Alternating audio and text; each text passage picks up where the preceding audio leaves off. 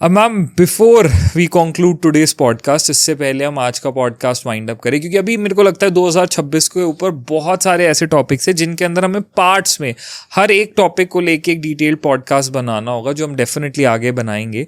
Manifestation एक बहुत ज़रूरी टॉपिक था, इसलिए हमने उससे स्टार्ट किया। लेकिन इससे पहले हमने इस बारे में बात करी कि क्या चीज़ें करनी चाहिए। अब हम पॉडकास्ट को कंक्लूड करें उससे पहले ऑल ओवर 1 से 9 सारे नंबर्स, जितने लोग आपको सुन रहे हैं आज, कोई 2 या 3 ऐसी चीज़ें जो आप लोगों को एज अ स्ट्रिक्ट वार्निंग बोल रहे हो कि 2026 में गलती से भी मत करना। अगर चाहिए कि 2026 में ज़्यादा परेशानियां ना आए, तो कुछ स्ट्रिक्टली चीज़ें जो आप लोगों को सबको ही मना करना चाहोगे इन जनरल करने से, सो दैट वो अपनी लाइफ को सेफ गार्ड कर सकें इन द कमिंग ईयर।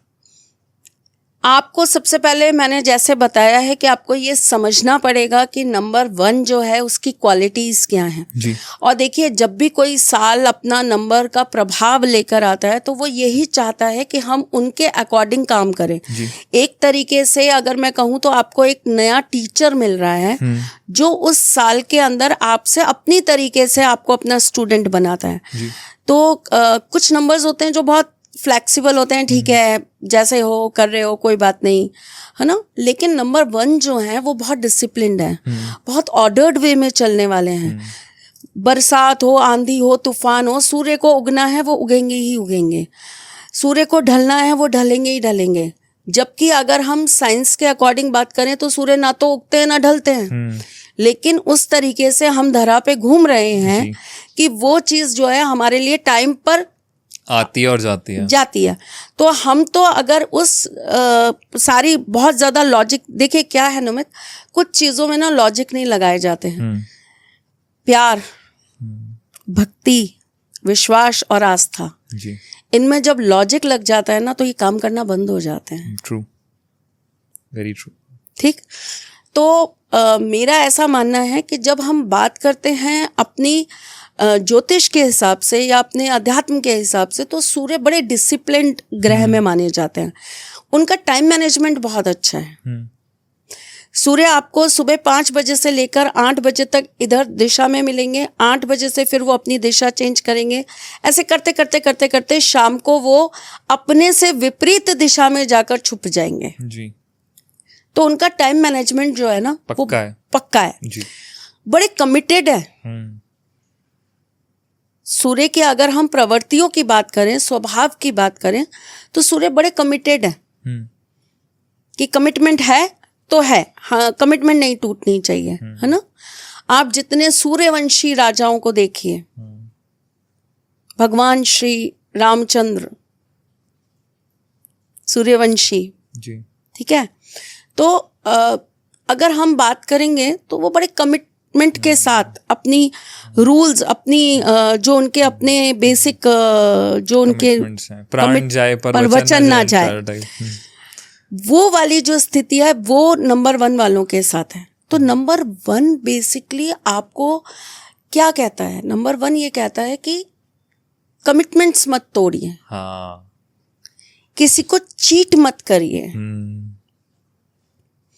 किसी का दिल, किसी का हृदय मत दुखाइए। कि किसी से वादा किया है तो अब निभाओ, या तो करो मत, और कर दिया तो बेटा फिर निभाओ। अगर आप अपने काम को करने जा रहे हैं तो क्या सिखाते हैं हमें सूर्य? सूर्य हमें ये सिखाते हैं कि आप निस्वार्थ भावना से करते जाइए। हम चाहे कितना भी इंसान उनको कितना भी कुछ भी बोलता रहे, भरी गर्मी होगी तो हम क्या कहेंगे? अरे आग बरसा रहे हैं तो सूर्य देवता जी, इतना कहर बरसा रहे हैं, जला ही डालोगे क्या? मतलब हम उनको भी कुछ भी बोलने से नहीं रुकते। ठंड आती है तो हम क्या कहते हैं? अरे थोड़ा तो आ जाओ, थोड़ा तो दर्शन दिखा दो। जब दर्शन दिखाते हैं तो कहते हैं चले जाओ, जब चले जाते हैं तो कहते हैं आ जाओ। True. तो वो क्या दिखाते हैं, क्या दर्शाते हैं कि मुझे जो करना है,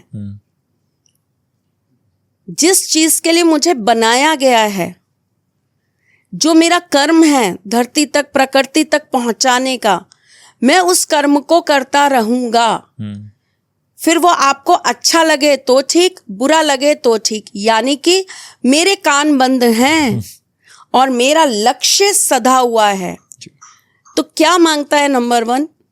आपको लोगों की सुननी नहीं है। कहने वाले कहते रहेंगे, आपको अपने कर्म को करते चलना है जी। तो ये सारी चीजें हैं जो नंबर 1 वालों को ध्यान रखना है। झूठ बिल्कुल नहीं चाहिए, बिल्कुल भी नहीं चाहिए इस साल में जी। जो है सत्य के साथ कार्य करिए।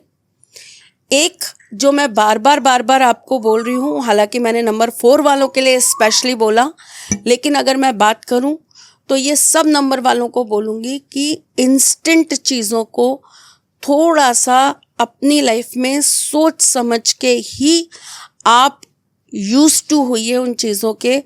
आप अपने कंफर्ट जोन में इतना कंफर्ट मत हो जाइए कि आप परिश्रम से भागने लगें जी। अगर आप हफ्ते के 6 दिन ब्लिंकिट से सब्जी मंगा कर आप काम चला रहे हो, तो हफ्ते में 1 दिन मंडी जाके भी सब्जी खरीदने की आदत रखो जी। वो खत्म मत करो जी जी जी। तो ये नंबर 1। और जाते जाते मैं आपके 10 मिनट और लूंगी। बिल्कुल मैम। तो मैं एक और स्पेशल चीज़ बता देती हूँ जो नंबर 1 से नंबर 9 वालों तक के लिए है कि इनको इस साल में किस चीज़ की विशेषतः पूजा करनी चाहिए जी, या इनको किस चीज़ को इस बार अपने पास ज़रूर लेना चाहिए। कहते हैं ना, हर साल आपके लिए कुछ विशेष लेकर आता है, तो आपको उस साल में वो चीज़ ज़रूर अपने पास रखनी चाहिए ताकि आपको उसका प्रॉफिट मिले। ठीक, तो नंबर 1 वालों के लिए मैं कहूँगी कि आपको इस साल अपने पास मोती शंख ज़रूर रखना है। ठीक है, ठीक है।